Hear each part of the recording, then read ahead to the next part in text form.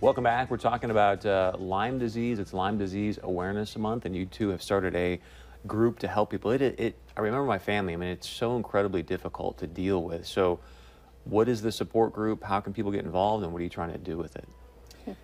Well, we started about a year and a half ago, maybe a little more, and we just wanted to create a safe place for people to come and share their stories and really be with like-minded people who understand the struggles of Lyme disease and to share resources.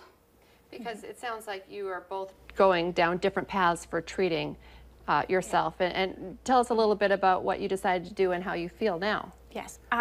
After doing research, my husband and I just decided we would be more comfortable doing a natural approach.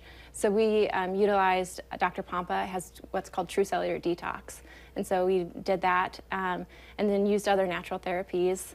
Infrared sauna helps, Epsom salt baths, different things. And so did that to get better. And I'd say I'm probably like 90% better, which is pretty incredible. But there are so many different options, and that's the thing with Lyme disease is there's not really one treatment that fits everybody. You kind of have to work with the body. And so that's what the group is so amazing is you can kind of share stories. And the biggest thing is just offering hope because it can be a really lonely disease. And without having doctors that can fully recognize it, it can feel like you're alone and there's no hope. And so the support group is really about encouraging other people and realizing that there is a group out there and that your body can heal and that you can find other like-minded people.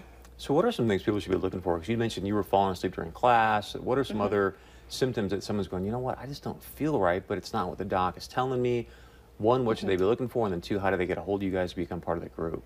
Right, so it's multi-symptom disease, so you have to look for sore joints, brain fog, burning anywhere in the body. It can be a multitude of things, memory loss, chronic fatigue. It's the great imitator, so people get misdiagnosed with multiple things. What can they do? They need to be their own advocate for health, and they need to research, and they need to go online to lymedisease.org and go through the symptom checklist and find a Lyme literate doctor to get tested if they suspect Lyme disease. There's over 300 different species of Lyme within, or spirochete really, within the United States. And so it can cause over 150 different symptoms. Wow. So yeah, it's unbelievable. And they love all of your organs and tissues. So basically they just burrow into connective tissue to the brain, to the heart. So it's hard to say like, look for this one thing because it can be so many different things and they can move to different parts of the body. I really feel like a lot of us are at risk here as well. You guys don't know when when it happened, right. But you know, in this area there are Lyme ticks and you don't know when you don't think you need when to prevent Lyme. You need to check yourself. You need to keep your lawn mowed, keep your dogs treated with NexGard or Frontline, and really be proactive.